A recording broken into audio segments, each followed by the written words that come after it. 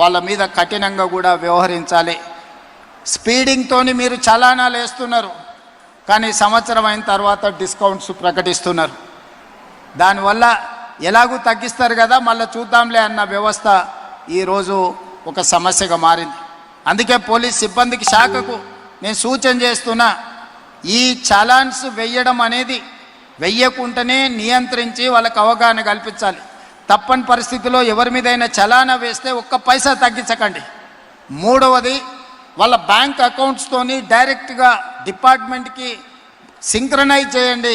ఎప్పుడు చలానా పడితే ఆటోమేటిక్గా వాళ్ళ అకౌంట్లోకి వెళ్ళి డిడక్ట్ అయ్యి పోయే విధంగా ఈరోజు బండి రిజిస్ట్రేషన్కి వచ్చినప్పుడే ఆ బండి యజమాని యొక్క ఖాతాను మీరు తీసుకోండి, బ్యాంక్ అకౌంట్ను అటాచ్ చేయండి. ఏ బండి అయితే స్పీడింగ్ చేస్తుందో, ఏ బండి అయితే సిగ్నల్ జంప్ చేస్తుందో, ఏ బండికి అయితే చలానా పడుతుందో ఆటోమేటిక్గా ఆ యజమాని అకౌంట్లో నుంచి నగదులు బదిలీ అయ్యే విధంగా మీరు ఈరోజు టెక్నాలజీని వాడుకోండి. బ్యాంకులను కూడా సమన్వయం చేసుకోండి. లేకపోతే ఈ ప్రమాదాలను నియంత్రించడం కష్టమవుతుంది. ఇలాంటి ప్రమాదాలకు పాల్పడే వాళ్ళ పట్ల కఠినంగా వ్యవహరించాలి. పిల్లలకు వాహనాలు ఇచ్చి ప్రమాదాలకు కారణమైతే వాహన యజమాని మీద కూడా కేసులు కట్టాలి. అప్పుడే చిన్నపిల్లలకు అందుబాటులో వాహనాలు పెట్టడం మానేస్తారు. ఇవన్నీ జరగాలంటే ప్రాథమిక విద్యలోనే పిల్లలకు అవగాహన కల్పించాలి. ఈరోజు పోలీసుతో పాటు రవాణా శాఖకు సంబంధించిన వాళ్ళు కూడా హెవీ లోడ్, ఈ మధ్యకాలంలో చూసినాం, ఒక క్రషర్, ఒక టిప్పర్ హెవీ లోడ్తో తీసుకెళ్లి ఆర్టీసీ బస్సును గుద్దితే 30-40 మంది బస్సులో ఉండే అమాయకులు చచ్చిపోయినారు. అంటే ఇట్లాంటివి మనకు సంబంధం లేకపోయినా, మనం తప్పు చేయకపోయినా ఎదురుగుండే వాళ్ళు తప్పుల వల్ల మన ప్రాణాలు కోల్పోతున్నాం. దీన్ని నియంత్రించాల్సిన బాధ్యత ప్రభుత్వం మీదనే, రవాణా శాఖ, పోలీస్ శాఖ సిబ్బంది మీద ఉన్నది.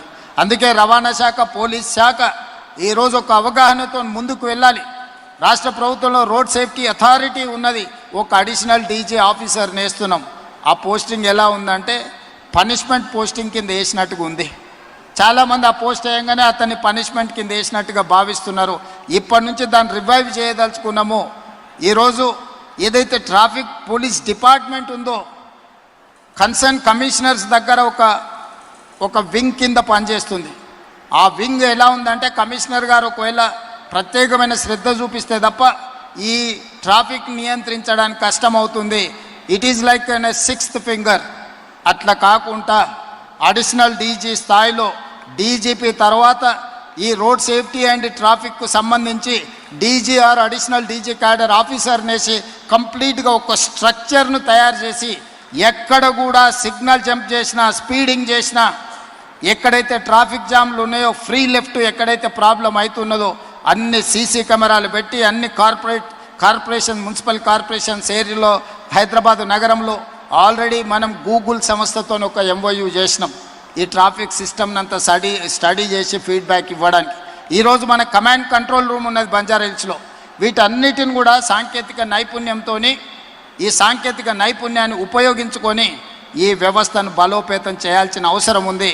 రీసెంట్గానే నేను పోలీస్ టాప్ ఆఫీసర్స్కి ఇన్స్ట్రక్షన్స్ ఇచ్చిన ఈ ట్రాఫిక్కు సంబంధించిన కంప్లీట్ వ్యవస్థను మనం ఈరోజు పూర్తిగా నిర్ణయం తీసుకునేది ఉంది.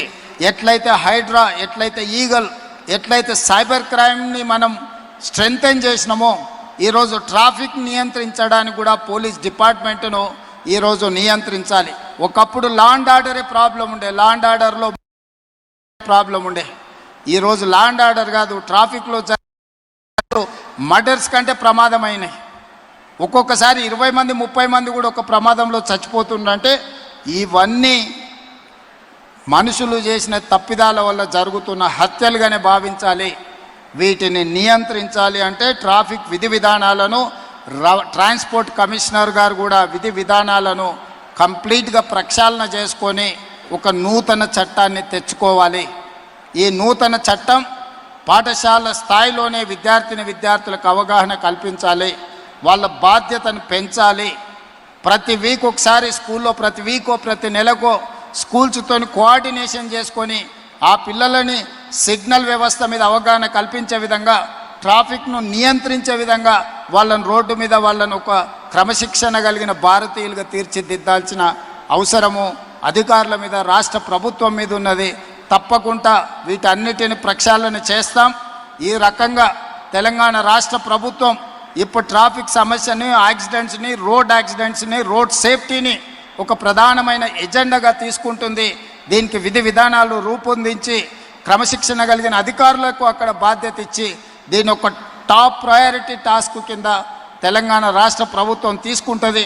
దానికి సంబంధించిన చర్యలు తీసుకోవాల్సిందిగా డీజీపీ గారికి సూచన చేస్తూ